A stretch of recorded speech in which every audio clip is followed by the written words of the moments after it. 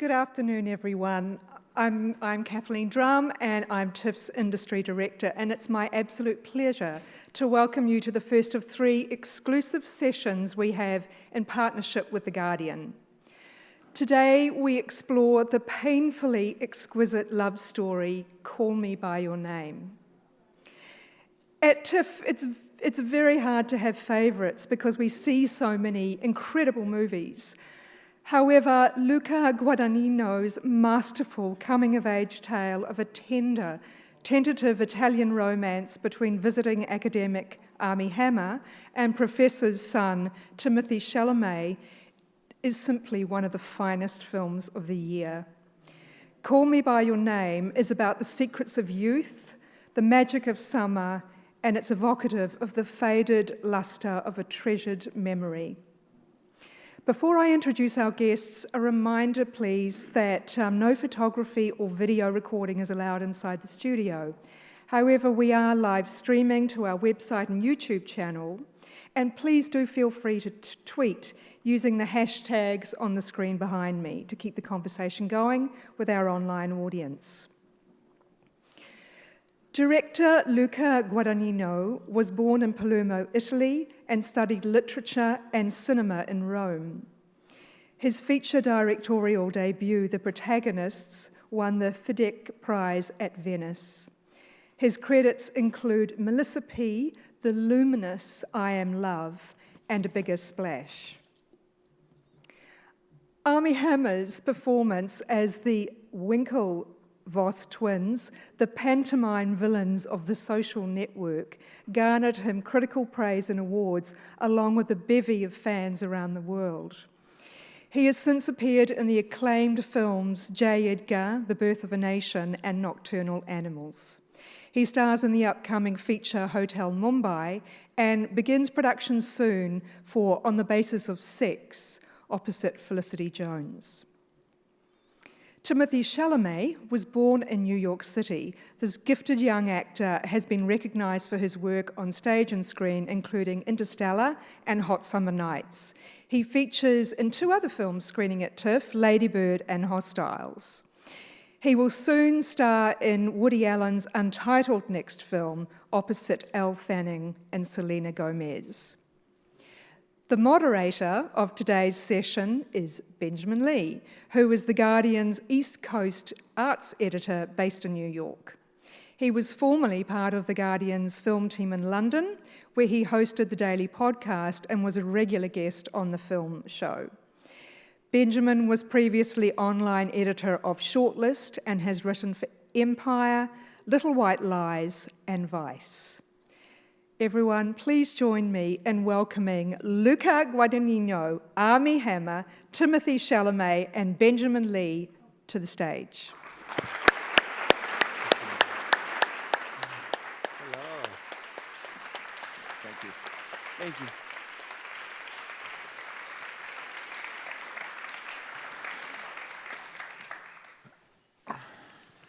Hello. So, welcome to Toronto, guys. You've had quite a year of it. I know the film premiered in Sundance to ecstatic reviews, and the buzz seems to have sustained sort of since then. Lots of Oscar talk already. What's interesting, the film has this incredible status now already, but when you watch the film at the start, there are all these production companies and film funds involved. Whenever there's a long list of that at the start of a film, I always think this film wasn't easy to get made. I'm wondering, Luca, going back to the origins, how hard was it to get people on board with the project? How hard was it to get financing for it? Well, the movie got many reiterations and many incarnations in the making. It was, at the beginning, a different project with a different script. A few ideas on directors pop up in the minds of the producers. Peter Spears, who's somewhere here, our Rosamund, myself. And, there was always some sort of discomfort from the market for a movie like this. Probably, I would say, because of the fact that it was a movie that didn't have any real antagonism taking place into.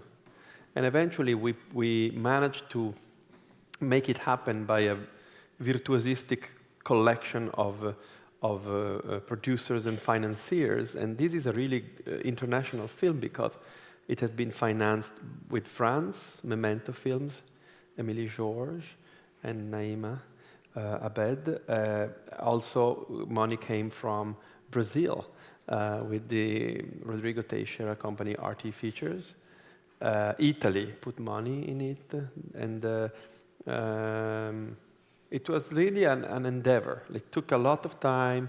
It was a small budget, really, really small. But eventually it was made into, with the sort of really light attitude, very laid back.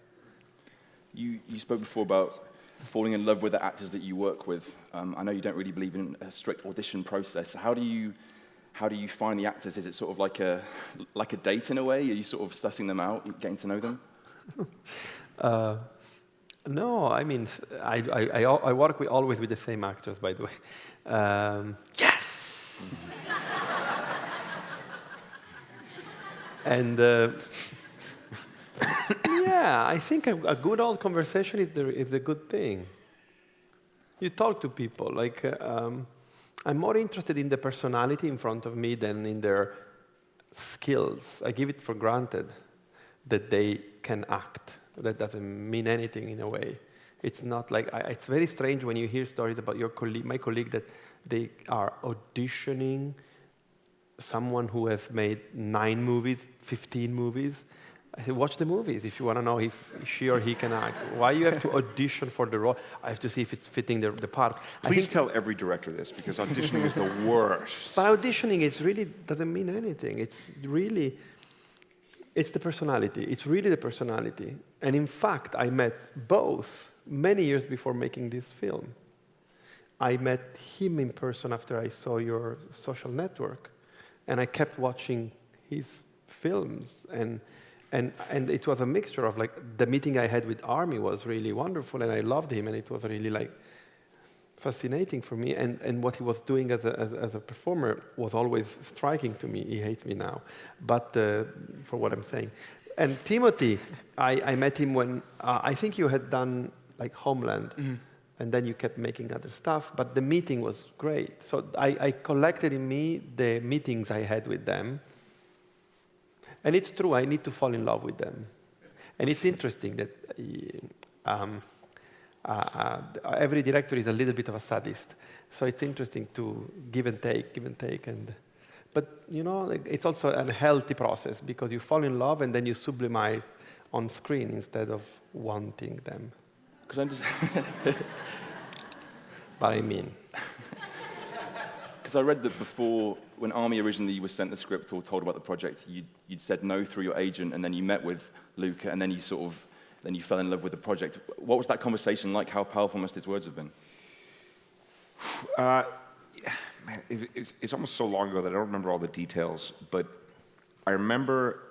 He didn't say no. He said he wants to talk to you. So I called him. I mean, I got a number, and I called you. Yeah. And then he got on the phone, and I was like, I read your script. It's incredible.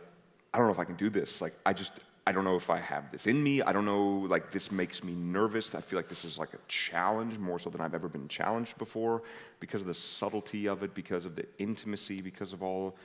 There's so much that happens between these two characters that is all subtext and all underneath what you actually see. And as an actor, if you don't get it, you can't bring truth and honesty to it. So I said I wanted to talk on the phone, and we got on the phone, and I was like, listen, dude, I just don't know if I can do this. Like, it scares me, but I'm enticed, but also it just makes me nervous and the whole thing.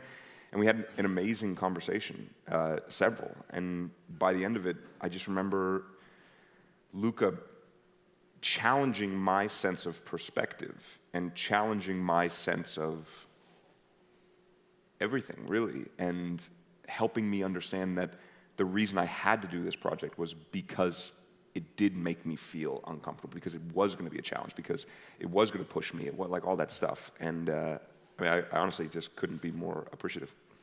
The first feature of the Stanley Kubrick that he dismissed later is called Fear and Desire. So I said to him, if you fear something, you're desiring something, so you better do it. And he said yes. And then I got a call from the agent saying, what did you say? It's not what I said, it's the conversation. Because I talked to my pass. agent beforehand, and I was like, Luca's going to call me in like an hour. He's like, what are you going to do? I was like, I'm going to pass on the movie. I can't do this. And then I finished the conversation. I called my agent, and he's like, what happened? I was like, oh, man, well, I guess we're going to film it in Crema now, which is great, so I'm going to Crema. And he was like, wait, what? Yeah. Timothée, you're early in your career. It's such a naked performance, literally and emotionally. Were you ever wary of giving away this much in one of your early films? Did it seem like kind of a daunting prospect to you? Oh, no, because I know what it is to be a part of things that nobody sees, and so I wasn't trying to split pubic hairs trying to find right now I'm kidding, that was a bad joke, but I wasn't trying to split hairs trying to figure out whether it was the right move or not, but rather the vulnerability or physical vulnerability, as you put it, is it's implied in the story. It's a love story. It's secondary to the story. The physical vulnerability, the emotional vulnerability, it's in service to what is ultimately the relationship between Elio and Oliver. So I think that stuff would have given me greater pause if that was the subject of the movie, which we see in other films that, where they'll take sexual imagery to a certain extent that's shocking the audience, and that's the star of the movie. And that would have given me a little bit more pause. But certainly this thing is something I discussed with my parents before I headed out there. This is a love story, and it's a really sweet love story where the villain is the tragedy of love. So it didn't feel salacious or anything like that. What's fascinating in the film is that the chemistry between the two of you is so electric, and often you see married couples on screen, there's no chemistry at all. And I know you met for the first time in Kramer sort of at the start of the production, so there wasn't a chemistry test as often happens with actors. How did you work on that as actors? How do you create that connection off camera? Where does that come from? Well, we've been getting asked that, and the response is always, what the truth is, which is that Armie and I, we just spent so much time together before we started filming. It didn't feel like we were consciously making choices to build chemistry, but rather that experience is the greatest teacher. The more time we spent with one another, the closer we would get, the more the chemistry would be palpable on screen. But something that's coming to me right now that I haven't really thought about before is that, without it being oppressive, that's what Luca needs for his films. It needs to be real. It needs to be good. We're not going to move on unless it feels like exactly what would be going on in the situation. Armie and I were laughing about a thing today earlier at a press conference we were doing because they were showing the trailer on screen, and we saw a scene. We both kind of turned to each other and were like, yeah, that was one of these things that we kind of struggle with really getting to an honest portrayal of. But like I said, the combination of the experience of all the time we got to spend with one another, and also the high standard Luca would hold us to really make it feel real and committed and not like coy or something, that held us to a high standard. Because Luca, I believe the first scene you had them rehearse was the kiss between the two of them. Was that sort of like a test to sort of throw them in the deep end, talking about being a sadist as you were before, to see how embarrassed they would be on the initial scene to go that far? I'm going to jump in before Luca answers this question and just tell you how that actual rehearsal went down. It's our first rehearsal. We'd spent... And the only one. The only rehearsal that we did. So we show up at the villa, which was the house that we shot in, and it's a beautiful villa. And we get there, and he shows us around, and he says, do you guys should we do a little rehearsing? And Tim and I are like, yeah, let's get into it. Like, that's what we're here for. Let's do some rehearsing. He goes, I was like, great. yes! Yes. So Luca's like, okay, well, I don't really have anything planned. If we want to do a rehearsal, we can just do something random, like, I don't know, scene 62. So we're like, scene 62, absolutely. Flip, flip, flip, flip, flip, flip, flip. And all it says is Elio and Oliver making out. And we're just like, okay. And he's like, come on, we'll go in the backyard and rehearse. So we go in the backyard of the villa, and there's like this grass patch, and he goes, you two just lay down. And we did it twice, right? Yeah, so we lay down, and he's like, okay, whenever you're ready, go ahead.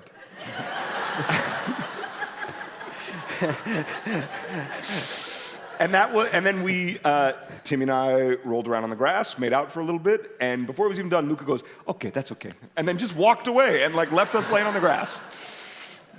Yeah. And we did also camera test, in which I right. put the heads. Yeah. It's nice to tease people. It's very nice. It's very, very nice. But I was more tough in the non-sexual scenes. Yeah. You were quite tough? I was more tough when we were. It's fine. It's nice. They're great. I love them. They're fantastic. The film really captures this sort of remarkable male intimacy, and there's so many scenes you see and you kind of feel as if you're alone watching the film, you're in the corner of the room. It feels very personal and small. How do you, as a director, engender that atmosphere? Do you try and strip down the crew? Do you make it feel quite casual? What's the trick to making it feel so personal? I think that honestly, I just don't make any kind of hierarchy in the scenes we're shooting. Every scene is important. Sometimes I like a small moment that is not even written in the script is much more important than something that is a big scene. But so for me, it's like everything is an important element of the story. I guess it's also like now, you're making me think about the fact that it's been 25 years making this job. And I've been carrying this. We are gypsies. Like we travel the world, and we always put the tent on the field, and we camp, and then we move on to the next thing. But I constantly carry with me people that I want to work with and I want to share my life with. So it's an atmosphere that comes off of this relationship, like same people I'm working since 25 years. And I think this sense of family that we all share is transmitted to new members of the family, and we are a family, making something because we love the idea of making it. So I think that this element of atmosphere, that it's not necessarily plot, it's something that happens to be.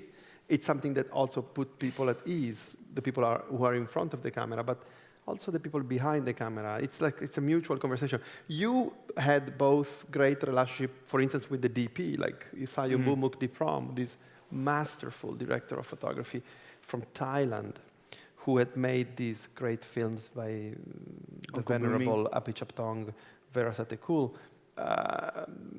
coming from a completely different culture, having different priorities in mind and in his life, was in a way a sort of shifting personality in the set for the best. So it's an island of serendipity and familiarity that helps things to be without any kind of. That's why I feel difficult for me. It is to give up control in my work, because probably it's this environment that I treasure the most, and I fear. Not even fear. I'm not interested in any other kind of environment for my work. And it was filmed in your hometown as well, so it must have been strange bringing a production to your home, essentially. I can tell you two things. One thing, it was great because I could go back to my bedroom and sleep in my bed, which is great because usually hotels and stuff and eat bad food. And on the other hand, I thought it was nice. It was great to go to Crema and bring a film crew and bring money to the territory. They hated us. They hated us. They were really like, oh, well, who's these people? What, they are blocking streets and squares and stuff. Now they love us, but anyway. I love the T-shirt. Pitch me. Hey. Nice. It's impossible to watch the film without thinking about your own experiences of love and sex for the first time and previous relationships, and I certainly did after I saw it. And as actors, you have this film in your head and in your life for a few months. Do you reminisce as well? Do you go back to experiences that it recalls for you as well? Or is it dangerous to get too far into your own ideas rather than the characters? Well, we were kind of asked this earlier, and it kind of gave me pause, and I really had to think about it. And the truth is, I've been lucky to have something like this, but I haven't had this fiery experience that was boundaryless within a summer. So there wasn't the danger for me in doing the project, like as you mentioned on other things where you're dealing with material that's close to self and you're going, oh God, where do you draw that line? This was, I I got to kind of live it for the first time. This wasn't something that I had experienced, so. Yeah, I'm personally for me as well. I'd never had. I mean, I've had great summer experiences and great romances and all that stuff, but never anything like this. So there wasn't anything in my life that I could actually pull from. But at the same time, that's I like that better. I don't want to be making a movie and be in the middle of a scene where I'm doing a scene with Timmy and present in whatever we're doing in Crema or in the villa in Moscazzano or wherever we were, thinking about what happened to me 7 years ago. Because I feel like that would be unfair to Timmy, it would be unfair to Luca. Everybody's got their own different style and their own process, but for me, I leave my own personal experience at the door and it just becomes more about what we're actually doing there. So to bring sort of truth to this was to just be present in this as opposed to thinking about my own experiences. And I know you were saying before you wanted to avoid the trappings of acting as a director with your performers. What do you mean by that? You sort of want to strip them down to stop acting and just to be, essentially? Well, like movies are made on molds, particularly in the last few decades. And you read a script and it's like 3 acts, something happens to the character that has to go to the end of the first act, so that the second act is going to evolve the things until you end the second act with a big problem, and then at the end the thing's going to be solved, or it's going to be sad, or whatever. And then you have like casual dialogue in the first act, and it's going to become an open dialogue between characters and ends up in big monologues. This is for me a travesty, and I hate it. But that's how 99% of the fare that is given to us in cinemas works. You can agree on this, correct? Yeah, definitely. So for me, that is what is a poison to the movie experience, because we make the effort of having this very beautiful and important experience of going to the movies in an environment in which we all share together the experience of watching other people's life, because we want to be surprised and because we want to be given insights of something that is close to us or that brings in a different place, but yet from a perspective of truth. And so for me, it's really important that we don't serve to the performers a tool, a script that is about them reading lines, addressing lines, being thespian. I hate this word, thespian. I think it's disgusting. I much rather prefer the idea that they try to, as he said, to be present in the moment and then behave as if they were the characters, and maybe revealing something about themselves, which doesn't mean that they reveal either something about their past or that they have to be coinciding with what the character are, but it's more about the emotion in the eyes, I think, that sparkle, that invisible sparkle. You were saying before the film doesn't really have an antagonist as well, and that sort of fits into what you were saying, in that you watch the film. Many financiers were telling me, make the mother mean. But you expect and as I said, viewer, that's Suspiria. Sorry? You expect it as a viewer. You know, I kept on expecting there to be a scene where everything blew up when someone found out or someone was upset, and it doesn't really arrive. And as a viewer, you're surprised, but ultimately it makes it feel like it's a real situation rather than a construct. And there's a wonderful scene near the end that everyone's been talking about with Michael Stolberg, where he speaks to his son and talks about acceptance, having a gay kid. And it's something we don't often see. And the film's not a political or a preachy film, but it seems to be coming at a time when it's a message which is hugely important for people to be seeing. And not that you made this film with a message, but do you hope at the moment, especially in America, that it's going to maybe provide a bit of insight into some people? I think it's the movie, in a way, the political aspect of this movie can be build bridges, don't build walls, I think.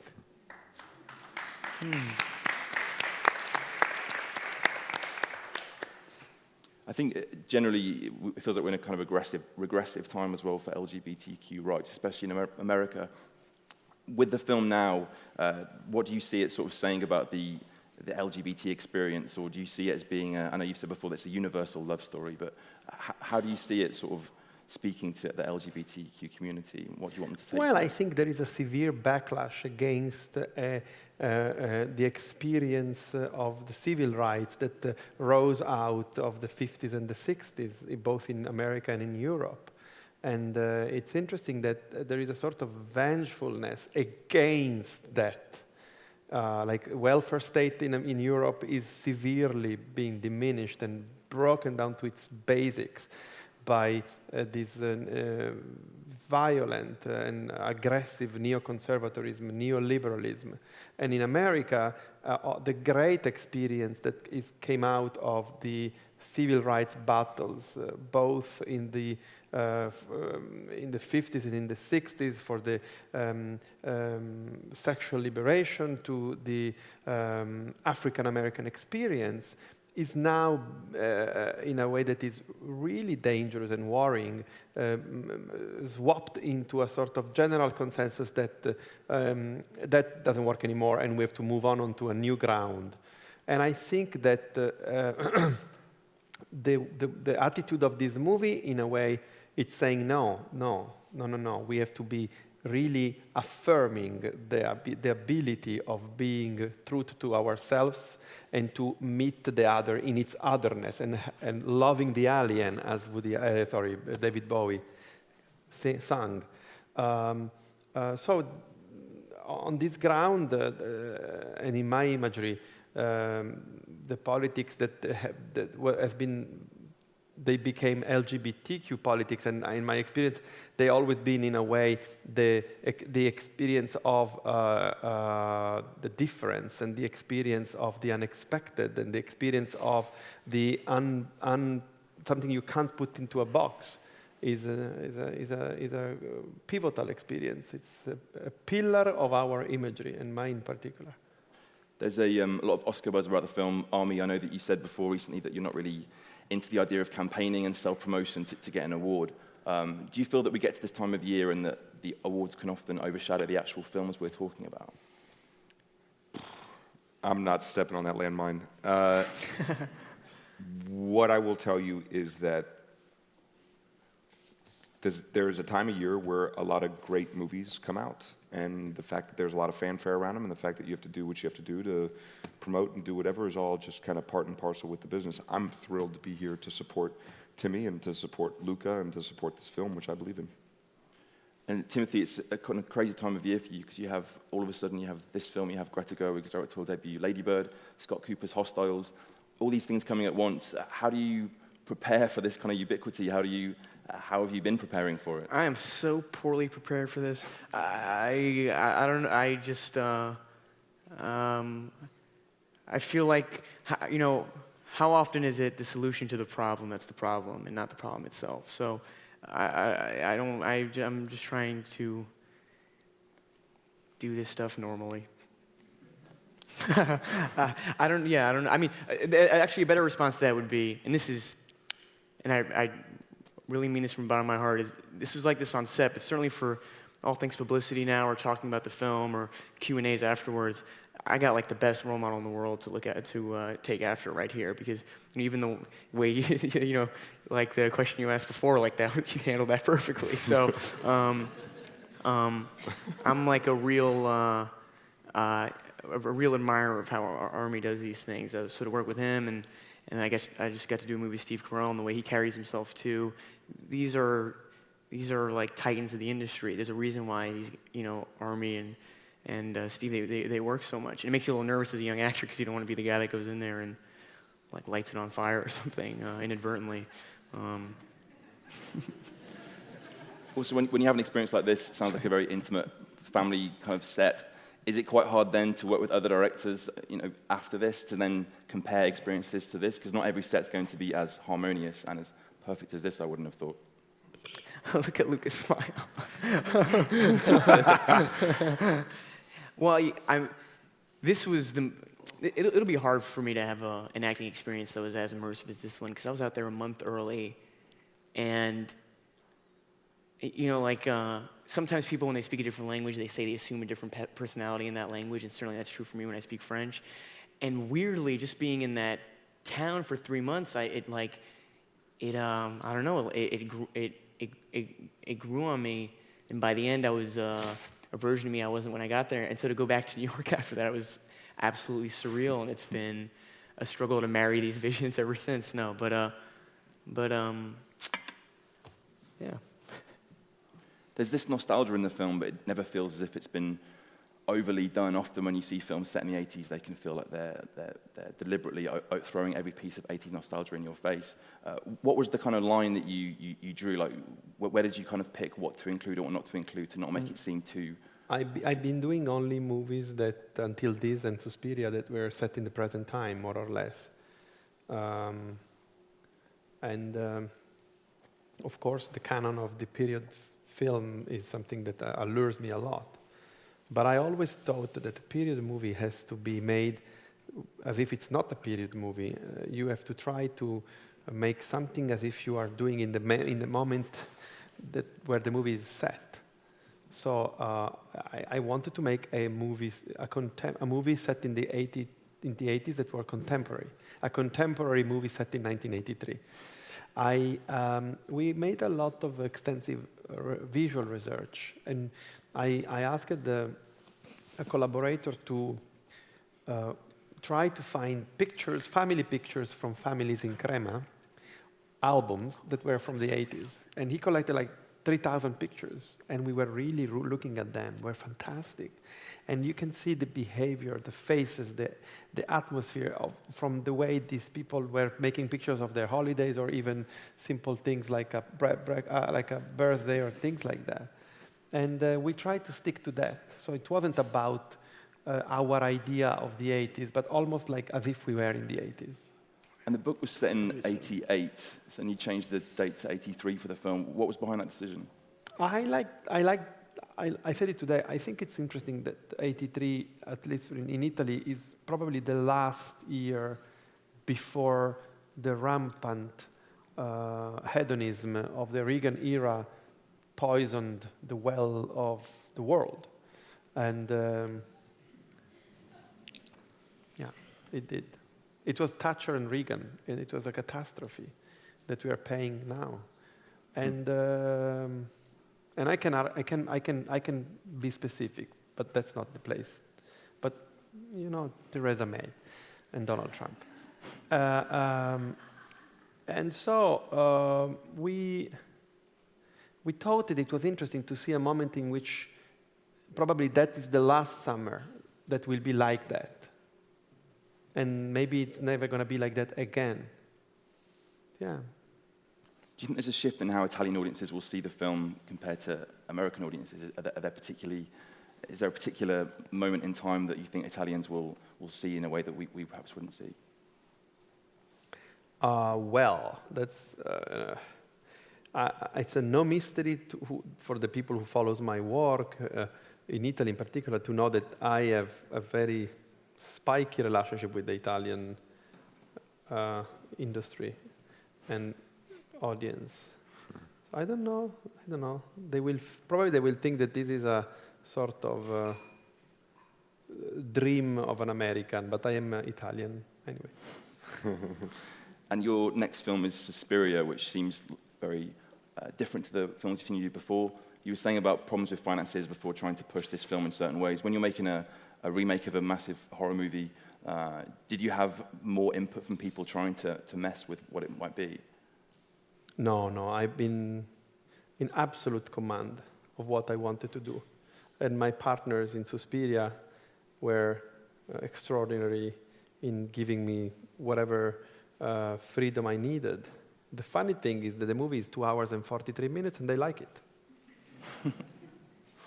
I think we're opening up to some questions from the audience now. I think there should be some volunteers with some mics. I think Peachy Me should get the first. I think there's a mic coming. First of all, I want to thank you for this film. I can't remember the last time I've been so moved by a work of art, and so thank you for this. I was wondering about the last shot specifically. It was so touching and so intimate. I was wondering how you would have directed such an introspective scene, and also to you how you could have acted such a pure scene. For me, it's factual. Like we know what is the path of Elio until then. We shot this almost at the end of the film. I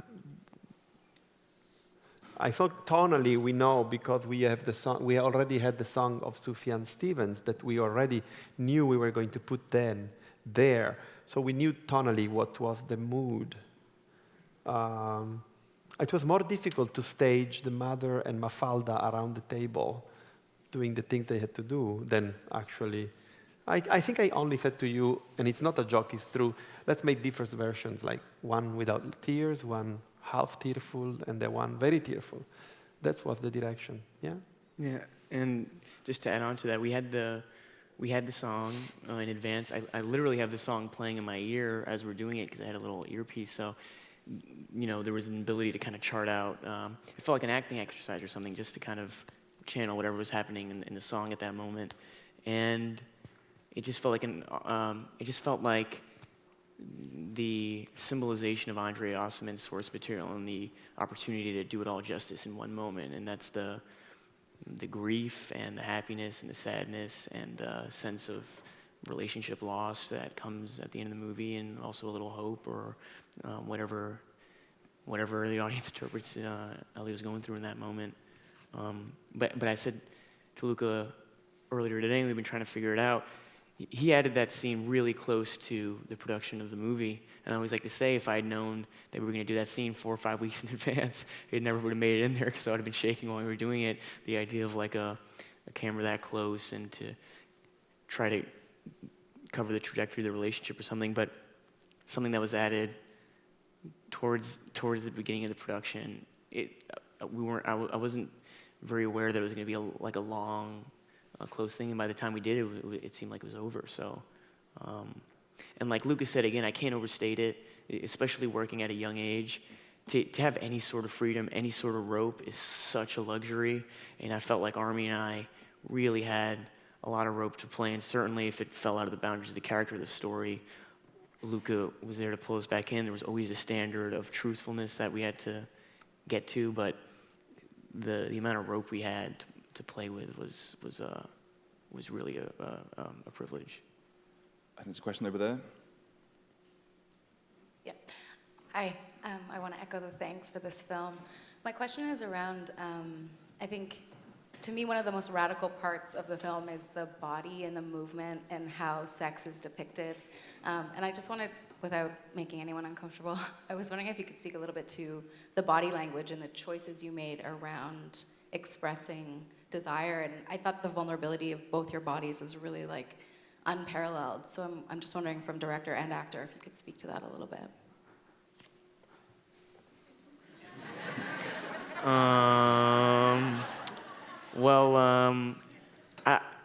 I had a great complice in the divine Giulia Piersanti, the costume designer. So those lovely hot pants that she designed were perfect. And then they, yeah. We shot on one lens, and my theory, I don't know if you agree with this, is because these were wider scenes, there is a physical element at play that you would see more typically in a stage production of something. And certainly one of the things for me with film acting has always been like, okay, well, if it's this close, you bring it down. But if your whole body's in the shot, then, and there's a lot of sexual tension and romantic tension, it lends itself a lot to play with. I always like the scene where they consummate their love for the first time. They're smoking a cigarette outside first, and we walk through the hallway, and I like when we get back in the room, and it's just like, it's like an awkward wrestling sort of thing going on, because Elio wants him, but doesn't really know how to do it yet.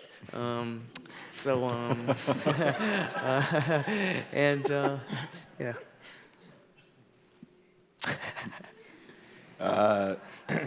Yeah, so much of this movie was about the feel, and it was about that feeling of that summer where it's hot and you're sweaty and it's sensual and everything smells great. And it just, so much of this movie was about, at least as I saw it, capturing that essence and getting that in. And so much about the Oliver character was how much he actually lived in his body. You know, I mean, he's a very sort of languid, sexual, sensual kind of person, and in as much as he's willing to accept that about himself, but it just was about the feeling of freedom, and it was about the feeling of totally just letting go and giving into this amazing vibe.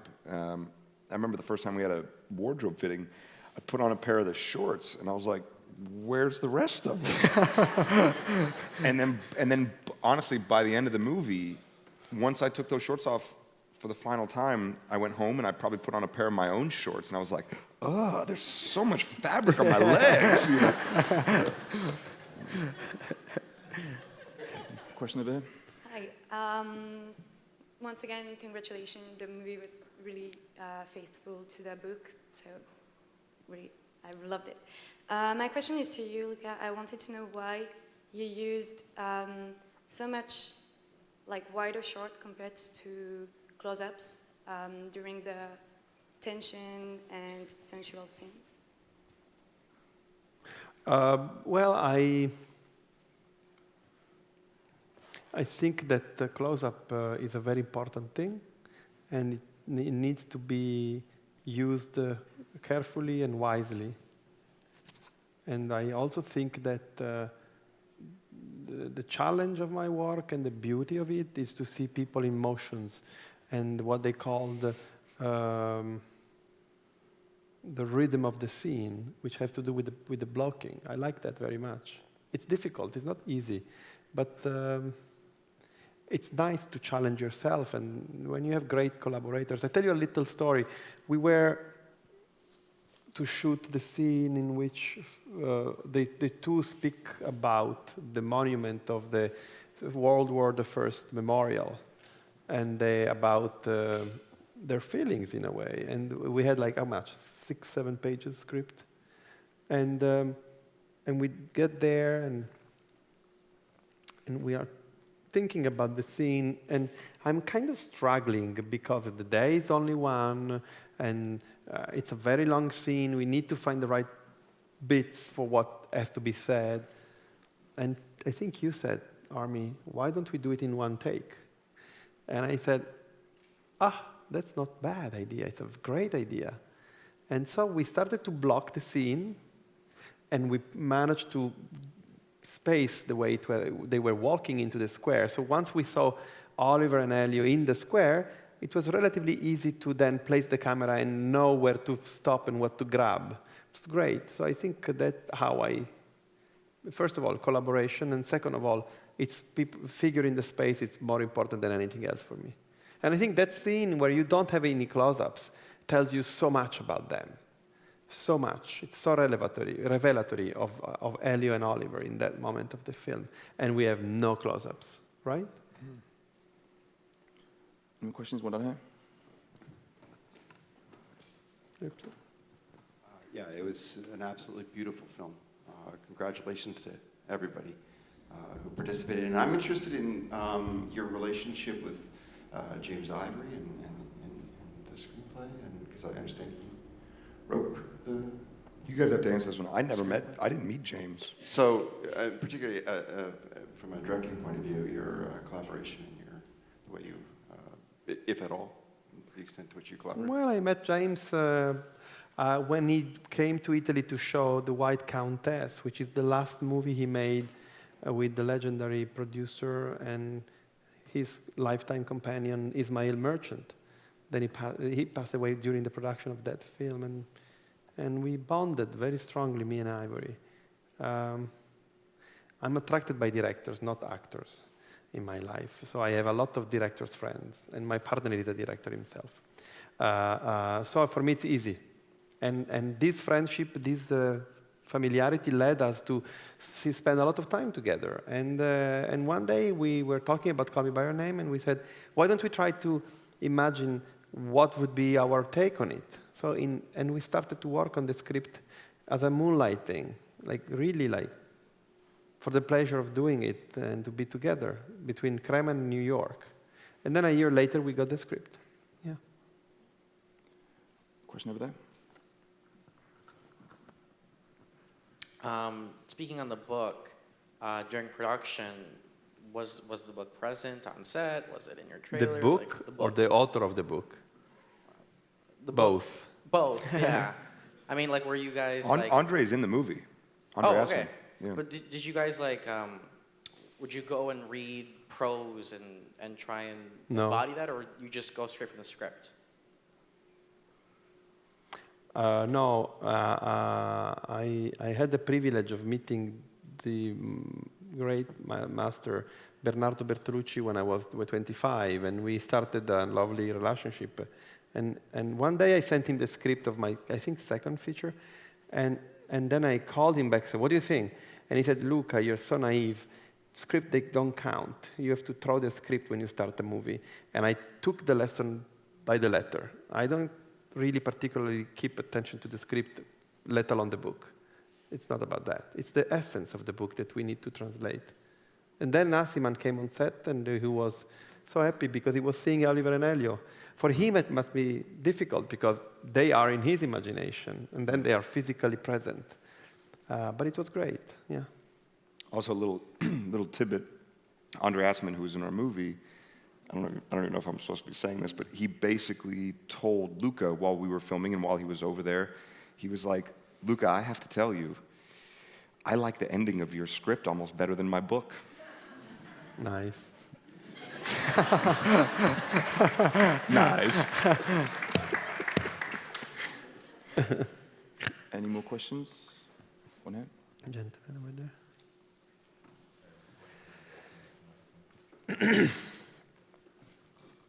Hi there, congratulations on the film. I feel so bad. Everybody else is praising it. I have not seen it yet.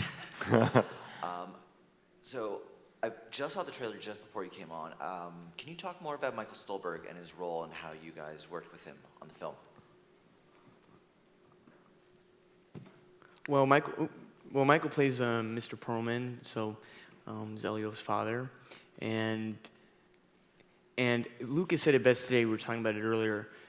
We got the chance to hang out with Michael again at Sundance, and it's like we met him for the first time because it was no longer Mr. Perlman. It was he was working on Fargo, so it's whoever he was playing in Fargo. But I will say there's like a certain empathy and awareness and love and melancholy to Mr. Perlman that is so wonderfully illustrated that to capture with an actor was like I don't think you guys could have found anybody better than Michael because he just gets it all. And that last monologue in the movie is I haven't had a lot of experiences acting with people where you really like lock in or something. But I remember we did a take and then I really I couldn't leave his eyes because it just felt like it was coming from his heart. It might have been Luke who said it earlier today too that sometimes the strongest drama is when the right thing is done. And that moment is like almost oppressively right. It's at Sundance, someone raised their hand and said, that's the father I never had. And I guess there was an awareness while we were working on the movie, certainly because the book was popular with so many people that we were making something that was going to be special. But it's gone beyond that for me when I hear people that are so moved by it and almost changed. It's almost what you dream of when you want to make movies or be an artist, whatever that means. But the question was about Michael, man. What am I talking? 5 minutes. Thanks. Any more questions? I'm done here.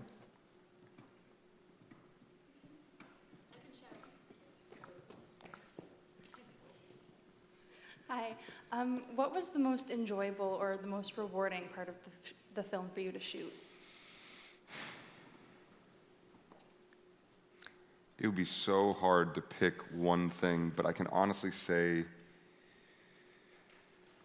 I've never had the privilege or pleasure of working on a film that I feel like challenged me so much, or working with people, including Timmy and Michael, who can't be here, but who also challenged me in a way where it felt so completely symbiotic. It felt like we were all one family there. We were all going through this, and we were all doing it together.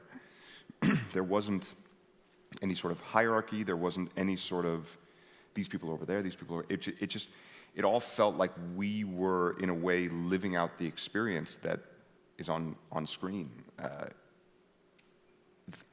This movie is sort of my big summer romance. Like, I mean, when anyone's like, did you have an experience like this? I was like, yeah, making the movie. It was just like what you're seeing, but better. Because we got to do it 7 days a week. I mean, it was truly such a special experience to make this movie.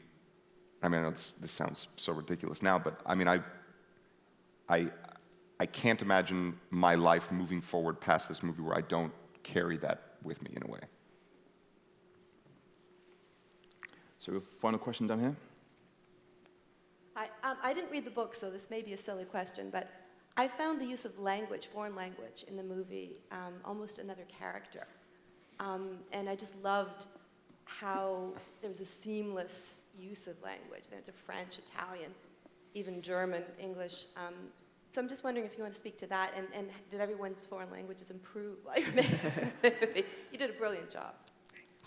Well, I mean, I like, there is a word, like, nowadays it's all about globalism, but there was there was cosmopolitanism that was fantastic. I like cosmopolitanism, and my mom is Algerian, so she speaks Arab and French, also Italian, of course, but because she's been living for many, many years. But for me, it's almost normal to have a switching from a language to another. I admire that very much in people who can do that. And I love the Perlmans. It's interesting because this is not a movie about a bunch of privileged people. Actually, it's a movie about a family who is so part of the world and of the life that they really are part of everything that moves and breathes. And so they really can understand and they can really welcome in cultures from any kind, of any kind, and culture. Like culture, it's something of a great value for them. And language and languages, it's a way to drive culture, and acceptance. And that I like very much, that they could swap. And I mean, we work with Amira Kazar, that is this fantastic French actress, and also British and Iranian, who had this great capacity of language. So, and Timothée is all French, and Esther Carell is French. So we wanted it to be as vivid as possible from that perspective. Also, casting of a movie, it's something that brings the opportunity of putting together personalities and backgrounds and histories that are completely different from one another and make them clash and see what happens. So you have Armie Hammer, this great Hollywood actor, and then you have the really this beautiful budding flower that is Timothée, and then you have the daughter of the legendary French director Philippe Carell, which is part of the aristocracy of the great auteur cinema of France. The grandfather Maurice is one of great actor. And she brings that experience. Michael Stolberg comes with a different perspective from the canon of the American cinema. This mixture of things is great, and it's much better to use them for their specificity instead of make them be the same thing. I'd like to thank Luca, Armie, and Timothée for coming along today, and urge you all to see the film if you haven't seen it already. Thanks, guys. Thank you. Thank you, guys. Now, Luca, I should cool. This great actor. Thank you so much. Thank you. Thank you all for joining us. Starting right now in Conference Room B, Adobe hosts an exciting microsession on the art of the edit. And at 4:30, please join us for an inspiring conversation with award-winning producer and mogul Cassian Elwes for stories from the industry's front lines. You will not want to miss it, trust me. Enjoy.